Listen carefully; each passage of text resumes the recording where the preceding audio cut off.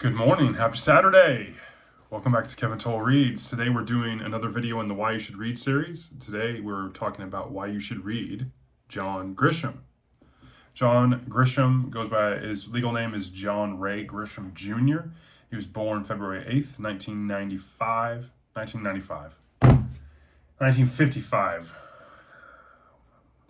God. You know, the quality of this show has just really gone downhill. All right, let's focus. Born February 8th, 1955, from Jonesboro, Arkansas. He went to college at Mississippi State University. He's written over 55 books, several short stories. He has sold over 300 million copies worldwide. He writes primarily in the genres of thriller, crime, suspense, legal thrillers. He's been compared to Scott Turow, David Baldassi, Brad Thor, Patricia Cornwell, Michael Connelly, all to name a few. He has won several awards, the British Lifetime Achievement Award, the Library of Congress Creative Achievement Award, but nothing really major, which was pretty shocking to me, honestly. So some unique, cool kind of facts about him. Grisham, as of late, has kind of given us some insight into his writing schedule. He follows a schedule that pretty much starts at the beginning of the year. He starts a novel, writes basically through January through July, and then he spends the latter half of the year writing books in his YA series, the Theodore Boone Young Lawyer series. And so he's said to write between 1,000 to 2,000 words a day. 1,000's an okay day, 2,000's a good day. And so that's kind of his kind of routine. He has been adapted. 8 different movies have been made from his books. Pelican Brief, Rainmaker, A Time to Kill, The Runaway Jury, The Firm, The Christmas Book, The Client in the Chamber. He's also had 5 TV shows, The Firm, The Client, Street Lawyer, Innocent Man, A Painted House. All of them, though, only one season, or only picked up for one season. So his most read book is A Time to Kill, which was book 1 in the what he considers the Jack Grant series. There's actually 4 books that Grisham has wrote with that main lawyer character. And the other book, second most read book, was Pelican Brief. His highest rated books are The Accused and The Activist, which are both books in his, again, Theodore Boone series, which is his YA series. So that's kind of interesting. You know, his legal thrillers are his most highest rated books that he's ever had. His Goodreads scores and other scores are higher for his YA series, which I found that pretty interesting. Some other kind of cool facts about Grisham is he practiced law for a decade in Mississippi. He was a Democrat serving member of the Mississippi House of Representatives from 1983 to 1990. His first novel, this was pretty interesting, A Time to Kill, which is one of, again, going back to what I said earlier, his most read book, when it was first published, only sold 5,000 copies in 1989, which I thought was really interesting. His second novel, The Firm, that he also wrote when he was still practicing law, was published in 1991. It spent 47 weeks on the national bestseller list, and it really, honestly, truly catapulted his writing career. He's well known for The Firm. I mean, still to this day. Another kind of cool, interesting fact was he has 50 consecutive bestseller number 1, and kind of a streak going. Every time he launches a book, it's always a number 1, and he said 50 consecutive times he's done that. Another really interesting fact, as I did in my research, is his first story, A Time to Kill. It really came about, like how he came into writing, how he got this idea for that particular story, was when he was practicing law. He was hearing a 12-year-old account her tale of being captured and raped and abused to a jury, and Grisham said that he stared at the defendant and wished he had a gun. And that was a straight quote from him. And so I found that very interesting, as much as I found it very sad. In 1996, he donated $3.8 million to a Little League, two Little League organizations, one in Mississippi and one in Charlottesville, Virginia, where he also frequents and resides. He's very into baseball. It's a pastime for him. He follows some of the minor league teams in Virginia, and so he's has a soft spot in his heart for that. And it's nice to see he's donating money because he's definitely well off. Another kind of cool fact I want to throw out there, and I thought this was really interesting, is he is one of only 3 authors to ever sell 2 million copies of a first printing. I found that, I mean, if you think about all the authors we read and we enjoy as readers, there's only been 3 authors that have ever, in a first printing of a book that is just coming out, have been able to sell 2 million copies. The other 2 authors are Tom Clancy and J.K. Rowling.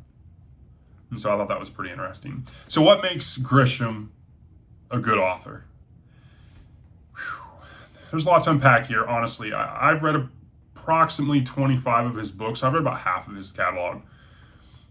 He writes, obviously, legal thrillers. That's what he's known for. But a lot like other authors like Crichton, Crouch, he encapsulates the legal presence in some of the ways that a story would unfold and how it would develop in a court or out of court or dealing with courts and judges and all that, and how the process works at a high level, at a 50,000 foot view. But he doesn't get down in the weeds too much to where you just feel like you're reading textbook stuff. And I think that's really, really well done. It says a lot about him as a writer. Same with Crichton and some of the other, and Crouch and some of the other writers. I find his stories really compelling, engrossing. Most take place in Mississippi, around that area, or down south. Camino series takes place, I believe it's over like in the Carolinas. So I mean, he has a very southern presence, obviously growing up there. So a lot of his stories take place there, and I find that interesting. I think he does a really good job with characters. He draws you in with the characters. I mean, you're either rooting for him, root against him, and he does so very organically. I think he paints a really good picture. He has really good conversations. I think he will create outer and inner conflict in his stories very well, and it doesn't feel forced. I don't think he writes with a ton of fluff. I think his books are pretty concise. Most of them are 400 to 500 pages, sometimes a little less. And I think they're well written. They're all usually fast paced. There's a lot of action. There's a lot of mystery. There's a lot of suspense, and so it keeps you turning the pages really well. I think his prose also was what makes him really, really good. It's very straightforward. You don't have a prose where it's a little more harder to kind of digest, or do you have something that just doesn't really, it just seems too obtuse in a way, so to speak, and very rough. His is very straightforward, matter of fact, and I really enjoy that. So where do you start reading when it comes to Grisham? Well, there's a couple of entry points. Of the 55 books he's written, there's 29 standalones. So, I mean, you could probably say, that's a pretty good starting point. And we'll talk about some of those. My recommendations, honestly, The Partner, the standalone story, it's great. Rooster Bar is a great story. I think it's good. I really enjoyed The Brethren. I think that's an interesting story. One of my favorites, The Street Lawyer. I mean, yeah. The Whistler is another one. There is the second story where the continuation with some of the characters. I think this one is a really cool story, though. Camino Island, Camino Winds. This is a trilogy now. His most recent book is the 3rd book in this series. I think these are very enjoyable as well. One of my favorites, Rogue Lawyer. There is a novella that is tied to this Sebastian Rudd character in this story. I find this really interesting. I think this is a really cool story and really cool premise as a character. I think those are all really good starting points. Again, there is some books that have to be read in order. The Jack Brigance series, I mean, A Time to Kill, Sycamore Row, A Time for Mercy, and Homecoming. I mean, those 4 books have that same character. So in my opinion, I think you need to read those in order.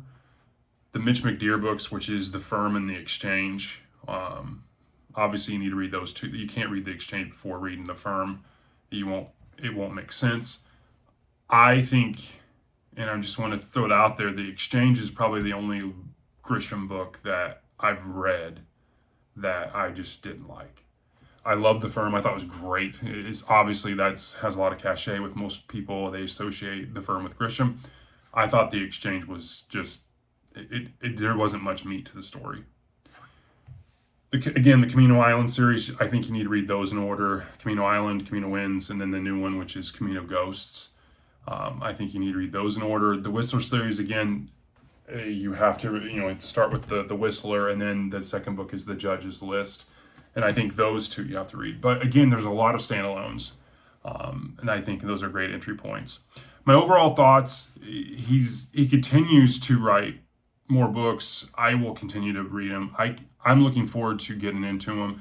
The more I do videos like this, I'm like, oh, I got to get to him now. I want to get back to him. And he's a great author. I've read, again, half of his catalog. I'd like to reread him and put more reviews up on the channel. I enjoy his books. They're really engrossing. They're quick reads for me, and they're a lot of fun. So be on the lookout for more reviews from Grisham. I definitely plan to next year is to go through some of those books and slowly put reviews up on the channel, because I really enjoy those books when I bounce around between different series and such. So that's my thoughts. I hope you're having a great Saturday. Be on the lookout later. Later this evening, probably will have my buddy read, fellowship read with Austin from Outer World Media on Flint from Louis L'Amour. So be on the lookout for that. If you stayed all the way through this, I appreciate it, and I hope you have a great weekend. Thanks. Bye.